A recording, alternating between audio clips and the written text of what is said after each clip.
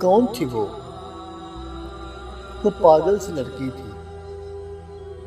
कभी था गुस्सा नाक पे, कभी जब्त की हद न थी। वो शरारती भी थी इंतहा की, सादगी में भी कमाल करती थी। कभी बेवजह हंसती वो, कभी यूं ही रो पड़ती थी। उसे था प्यार परिंदों से, वो हंस के तितलियां पकड़ती थी। अजब था उसके प्यार का अंदाज,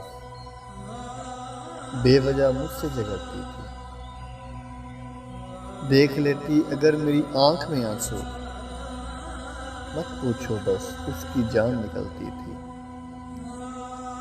था मुझसे उसे प्यार गजब का, मगर रुसवाई से भी डरती थी। कभी होती वो बेफिक्र सारे जहां से, कभी अपने ही साए से डरती थी। कभी सुई चुभे तो रो देती, कभी खंजर रख के कलाई पे हंसती थी। मैं कहता था उसे जाना, तुम्हारा लहू अगर टपके तो मैं जान से जाऊं। वो रख के हाथ मेरे मुंह पे मुझे चुप करती थी। क्या कहूँ मैं कौन थी, पहेली या पागल लड़की थी।